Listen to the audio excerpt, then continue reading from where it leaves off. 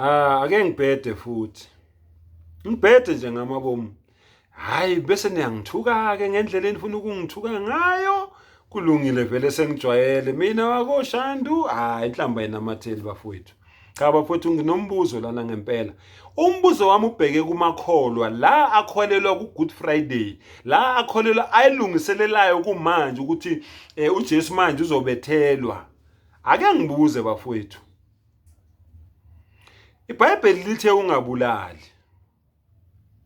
Kodwa nina nithi uJesu wabulawa. Kodwa iBhayibheli lithe ungabulali. Nithi nina uJesu wabulawa.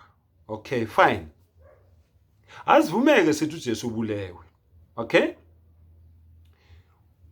Kungani uNkulunkulu wenu loziqu intathu lo ngamadoda amathathu emntwini oyedwa? Angikhulumi ngomdali wezinto zonke, ngikhuluma ngalo uNkulunkulu wenu enimkhonzayo nina. Enithi uJesu wafa esiphambanweni ngenxa yezono zenu. Wenithi uJesu uNkulunkulu. Ngikhuluma ngaloyo uNkulunkulu loyo. Kungani labantu laba ababulala uJesu bengazange bajeziswe? Angiyabuza nje. Ngoba asithole eBhayibhelini ukuthi labantu laba ababulala uJesu bajeziswa ngesenzo sabo esibi sokudlobongela sonya sokubulala uJesu ngalesihluka bambulala ngaso. Abazange bajeziswe. Nansi inkinga nansi ingxaki. Kodwa manishumayela nina nithi umuntu ongakholwa ukuthi uJesu uyinkosi nomsindisi wafa walenga esiphambanweni ngenxa yezono zakhe lowo muntu loyo. uNkulunkulu uzomjezisa ongakholwa ukuthi uJesu wafa.